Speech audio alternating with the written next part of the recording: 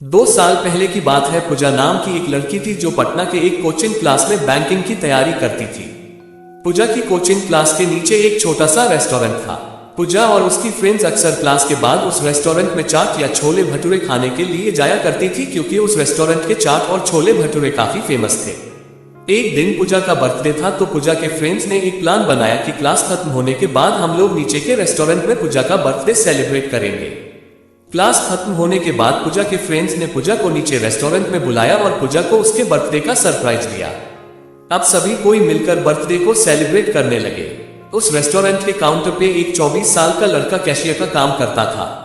जब पूजा और उसके फ्रेंड्स बर्थडे सेलिब्रेट करने के बाद रेस्टोरेंट से बाहर जाने लगे, तब उस लड़के ने पूजा को आवाज लगाई, लड़का मैम, ये हमारी तरफ से आपके बर्थडे का छोटा सा गिफ्ट। Puja, thank you. रात को जब पूजा ने उस लड़के के द्वारा दिए गए गिफ्ट को खोला तो देखा कि अंदर एक छोटी सी प्रिंसेस थी जो कि एक पेड़ के नीचे बैठी थी, और उस गिफ्ट के अंदर एक लेटर भी था। पूजा ने उस लेटर पढ़ा। उसमें लिखा था, पूजा आप बहुत ही मासूम और प्यारी हो। जब भी आप रेस्टोरेंट में आती हो तो मेरी नजरें सिर्फ आपके चेहरे को ही देखती रहती है। आपकी मुस्कुराहट को देखकर मेरी भी चेहरे पे एक चमक आ जाती है। वैसे मेरा नाम रोहित है। अगले दिन जब पूजा और उसकी फ्रेंड्स रेस्टोरेंट में आए तो काउंटर पे बैठा रोहित पूजा की तरफ ही देखा, लेकिन पूजा ने अपनी नजरें झुका ली और अपनी फ्रेंड्स से बातें करने लगी। अब जब भी पूजा रेस्टोरेंट आती तो रोहित की तरफ एक झलक देखती और फिर उसे इग्नोर करने लगती, और इसी तरह कुछ बीत गए। रोहित पूजा से बात करना चाहता था, लेकिन पूजा की तरफ से कोई जवाब नहीं मिलने के कारण रोहित भी बात करने की हिम्मत नहीं जुटा पा रहा था। एक दिन जब क्लास के बाद पूजा रेस्टोरेंट आती है तो देखती है कि काउंटर पे रोहित की जगह कोई दूसरा लड़का बैठा है। पूजा सोचती है कि शायद रोहित का तबीयत खराब होगा, इसलिए वह आज काम पे नहीं आया। लेकिन देखते ही देखते एक सप्ताह बीत जाता है। अब पूजा थोड़ी परेशान होने लगती है और काउंटर पे जाके पूछती है कि जो रोहित नाम का लड़का यहाँ पे काम करता था वो अभी कहाँ है, उसने काम छोड़ दिया क्या? काउंटर पे बैठा लड़का पूजा को कहता है कि नहीं, रोहित भैया ने काम नहीं छोड़ा, मालिक ने उन्हें मार्केट वाले रेस्टोरेंट पे भेज दिया है। अगले दिन पूजा उस मार्केट वाले रेस्टोरेंट पे जाती है तो रोहित को देखकर उसके चेहरे पे एक मुस्कान दिखने लगती है।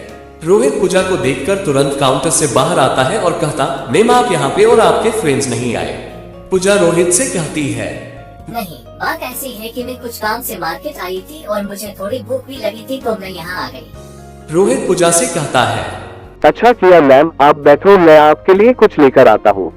पूजा रोहित से कहती है, आपका नाम रोहित है ना? रोहित, हाँ। पूजा रोहित से कहती है, मुझे आपसे कुछ बातें करनी है, क्या आप कल मुझसे क्लास के बाद मिल सकते हो?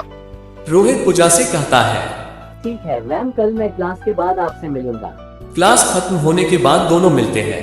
पूजा रोहित से कहती है कि देखो, आप मुझे अच्छे लगते हो, लेकिन मैं इस प्यार में नहीं पड़ना चाहती, मुझे अपने पाए और करियर को देखना है।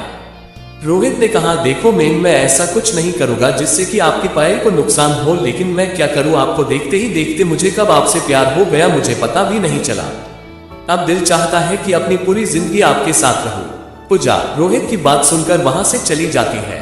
रात में पूजा सिर्फ रोहित के बारे में ही सोच रही थी, क्योंकि पूजा के दिल में भी रोहित के लिए प्यार जगने लगा था। अगले दिन शाम में पूजा मार्केट वाले रेस्टोरेंट में जाती है और रोहित को एक लेटर देकर वहां से चली जाती है।